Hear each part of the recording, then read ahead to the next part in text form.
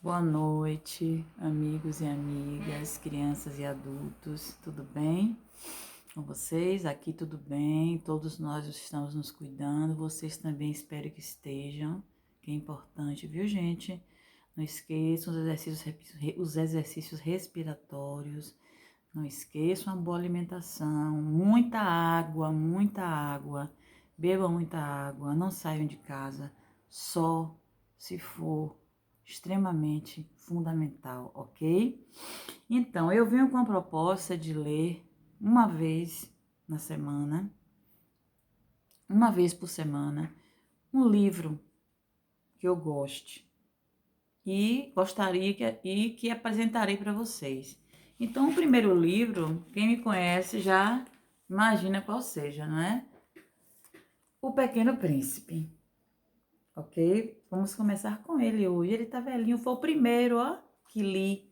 Por isso que eu o escolhi, porque ele foi o primeiro, foi ele que me encantou. Ele é aí, ó, todo sublinhadozinho, sabe? Porque eu fiz projeto, eu tenho um projeto com esse livro. E eu estou aqui hoje no outro espaço, vocês estão observando que eu estou aqui no outro espaço e aqui é o meu cantinho do artesanato. Ali eu tenho minhas vasilhinhas com miçangas, que está sendo organizado também. Não está pronto. Então é isso, o Pequeno Príncipe. Então, o livro começa com uma dedicatória que ele faz. Vamos ver que legal? Aqui eu vou ler, ó, a dedicatória. A Leon Wert. Peço perdão às crianças por dedicar este livro a uma pessoa grande. Tenho uma desculpa séria. Essa pessoa grande é o melhor amigo que possuo no mundo. Tenho uma outra desculpa. Essa pessoa grande é capaz de compreender todas as coisas, até mesmo os livros de criança. Tenho ainda uma terceira. Essa pessoa grande mora na França e ela tem fome e frio. Ela precisa de consolo. Se todas essas desculpas não bastam, eu dedico então esse livro à criança que essa pessoa grande já foi. Todas as pessoas grandes um dia foram crianças, mas poucas se lembram disso.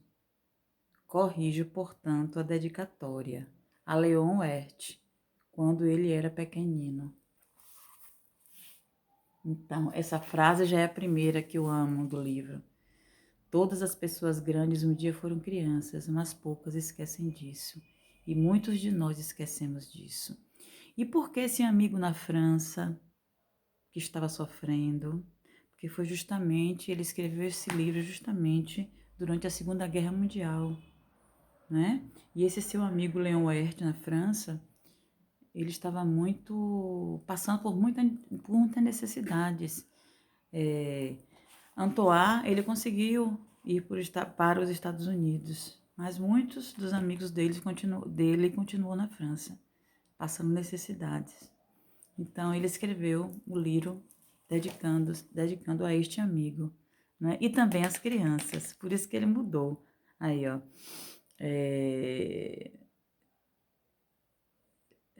dedico este livro às crianças que essa pessoa grande foi um dia. E aí coloca a frase que amo: todas as pessoas grandes um dia foram crianças, mas poucas se lembram disso. Essa é uma triste verdade. Ó, Antoine, ele foi um menino que aos 6 anos, o autor do livro, ele gostava de desenhar, amava desenhar. Certa vez, vou mostrar a página que eu vou ler para vocês. Ó, vocês estão vendo aqui duas imagens, estão vendo? Um animal engolindo um outro e esse outro desenho aqui, que nós vamos ver o que é. Ele, aos 6 anos, amava desenhar e achava que ia ser um desenhista, sabe? E se achava um bom desenhista. Certa vez, quando tinha 6 anos, vi num livro sobre a Floresta Virgem, Histórias Vividas, uma imponente gravura. representava ela uma jiboia que engolia uma fera. Eis a cópia do desenho. Então ele viu esse desenho, uma jiboia que engolia uma fera. Dizia o livro: as jiboias engolem, sem mastigar, a presa inteira. Em seguida, não podem mover-se e dormem uns 6 meses para a digestão. Refleti muito, então, sobre as aventuras da selva e fiz, com lápis de cor, o meu primeiro desenho. O meu desenho número 1 era assim. Aí já é este desenho aqui de baixo. Ele fez esse desenho refletindo sobre este livro que ele leu, em que a jiboia engoliu uma fera. Mostrei minha primeira obra-prima às pessoas grandes e perguntei se o meu desenho lhes fazia medo. Esse desenho aqui. Responderam-me: por que é que um chapéu faria medo? Meu desenho não representava um chapéu. Representava uma jiboia digerindo um elefante. Desenhei, então, o interior da jiboia a fim de que as pessoas grandes pudessem se compreender. Elas têm sempre necessidade de explicações, as pessoas grandes. Outra frase importante do livro. Meu desenho número 2 era assim. Então, ele já desenhou o interior da jiboia, engolindo, né, com o elefante, que ela havia engolido o elefante. As pessoas grandes aconselharam-me deixar de lado os desenhos de jiboias abertas ou fechadas e dedicar-me, de preferência, à geografia, à história, ao cálculo, à gramática. E foi assim que abandonei aos 6 anos uma esplêndida carreira de pintor. Eu era desencorajado pelo insucesso do meu desenho 1 e do meu desenho 2. As pessoas grandes não compreendem nada sozinhas e é cansativo para as crianças estar toda hora explicando. Observem bem, as crianças grandes tiraram o sonho. Essas pessoas grandes que ele mostrou o desenho, não é? Infelizmente, fizeram com que ele se desanimasse de continuar desenhando. Olha o perigo que acontece. Isso acontece nos dias atuais também, com várias das nossas crianças, adultos também, jovens também, certo? Vamos refletir bastante sobre isso. Tive que escolher uma outra profissão, porque ele queria ser desenhista, e aprendi a pilotar aviões.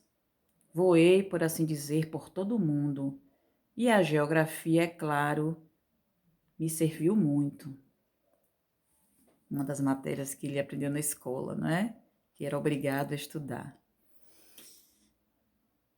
Sabia distinguir com relance a China e o Arizona. É muito útil quando se está perdido na noite, distinguir onde está a China e o horizonte. Desculpem, a China e o Arizona. Eu vou reler. Tive depois que escolher uma outra profissão e aprendi a pilotar aviões. Voei, por assim dizer, por todo o mundo. E a geografia, é claro, me serviu muito. A geografia que ele aprendeu na escola. Sabia distinguir com relance a China e o Arizona.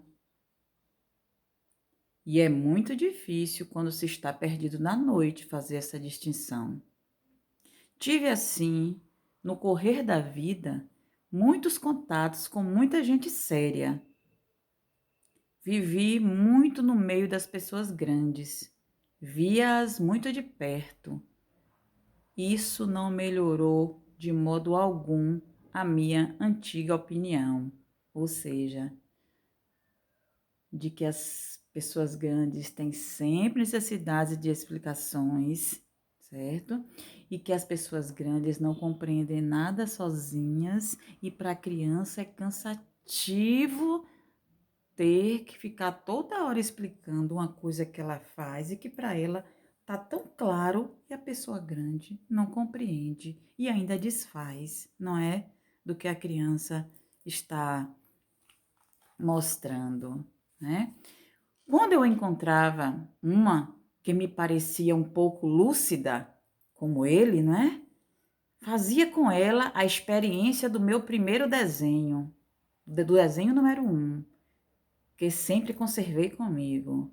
Eu queria saber se ela era verdadeiramente compreensiva, mas respondia sempre: é um chapéu.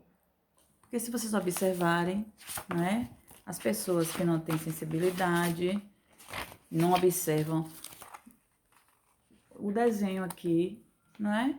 Parece um chapéu, só que quem observa não vê que no cantinho tem um olhinho, ó, um olhinho da cobra, ok? Aí diziam, é um chapéu. Então, eu não lhe falava nem de jiboias, nem de florestas virgens, nem de estrelas. Punha-me ao seu alcance. Falava-lhe de bridge, de golfe, de política, de gravatas. E a pessoa grande ficava encantada de conhecer um homem tão razoável. Porque, na verdade, ele queria conversar sobre as coisas que ele gostava. Mas ele tinha, quando ele encontrava a pessoa, ele levava o desenho. A pessoa não entendia o desenho, ele já deixava para lá, porque ela não ia se interessar mesmo pelas ideias lindas dele, né, sobre o desenho, a explicação. E ele aí começava a conversar sobre o que as pessoas gostavam. E aí ele se tornava uma pessoa razoável, né? Vivi, portanto, só, sem amigo com quem pudesse realmente conversar.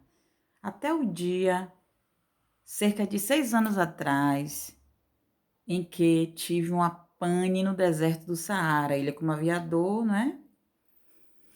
Alguma coisa se quebrara no motor. E como não tinha comigo mecânico ou passageiro, preparei-me para empreender sozinho o difícil conserto do avião. Era para mim questão de vida ou de morte. No deserto do Saara, não é? Ele sozinho, era questão de vida ou de morte. Só dava para 8 dias a água que eu tinha. Na primeira noite adormeci, pois sobre a areia, a milhas e milhas de qualquer terra habitada. Estava mais isolado que o náufrago numa tábua, perdido no meio do mar. Imaginem, então, a minha surpresa quando, ao despertar do dia seguinte, uma vozinha estranha me acordou e dizia: por favor, desenha-me um carneiro. Eu, né, o aviador, hein? Desenha-me um carneiro. Pus-me de pé, muito atingido como um raio. Esfreguei meus olhos, olhei bem e vi um pedacinho de gente inteiramente extraordinário, o Pequeno Príncipe, que me considerava uma gravidade. Eis o melhor retrato que, mais tarde, consegui fazer dele.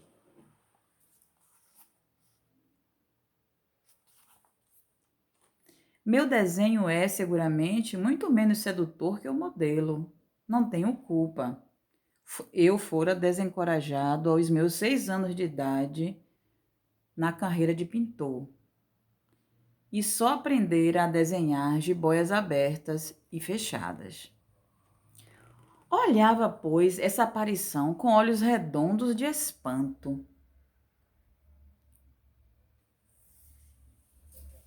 Não esqueçam que eu me achava a 1000 milhas de qualquer terra habitada. Ele estava no deserto do Saara e amanhece com essa aparição dessa criança linda, desse príncipezinho que com a voz bem doce, não é? Apenas fazia um pedido: desenha-me um carneiro. Ora, o meu homenzinho não me parecia nem perdido, nem morto de fadiga, nem morto de fome, de sede ou de medo. Não tinha absolutamente a aparência de uma criança perdida no deserto, a 1000 milhas da região habitada.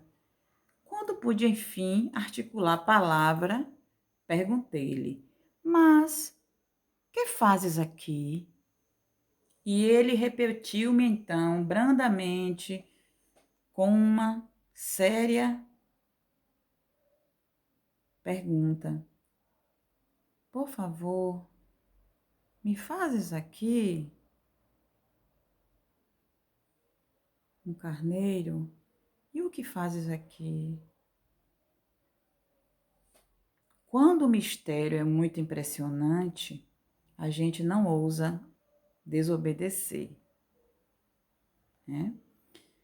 Por mais absurdo que aquilo me parecesse, a 1000 milhas de todos os lugares habitados e em perigo de morte, tirei do bolso uma folha de papel e uma caneta.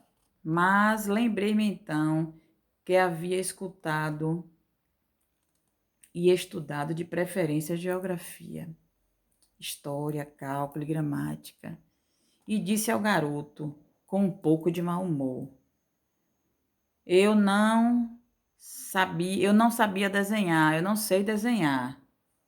Respondeu-me o garoto: Não tem importância, desenha-me um carneiro. Como jamais houvesse desenhado um carneiro, refiz para ele um dos 2 últimos desenhos que sabia, o da jiboia fechada, e fiquei estupefado de ouvir o garoto explicar: Não, não, eu não quero um elefante dentro de uma jiboia, não. A jiboia é perigosa e o elefante pega muito espaço. Tudo é pequeno onde eu moro, preciso de um carneiro e não de um elefante. Desenha-me um carneiro. Mas eu fiquei feliz, o autor ficou feliz que ele compreendeu o desenho. A primeira pessoa que havia compreendido o desenho número 1 dele. Então eu desenhei o carneiro. O príncipezinho olhou atentamente e disse: Não, esse já está muito doente. Que foi esse aqui.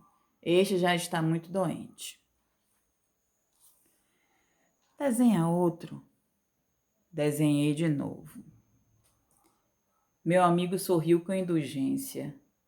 Bem vês que isso não é um carneiro, é um bode. Olha os chifres. A segunda tentativa do autor de desenhar o carneiro. Fiz mais uma vez o desenho, mas ele foi recusado como os precedentes. Este aí é muito velho. Eu quero um carneiro que viva muito. Esse carneiro era muito velho. Ele queria um carneiro que vivesse muito. Então, perdendo a paciência, como tinha pressa de desmontar o motor, rabisquei o desenho ao lado e arrisquei. Esta é a caixa, o carneiro está dentro.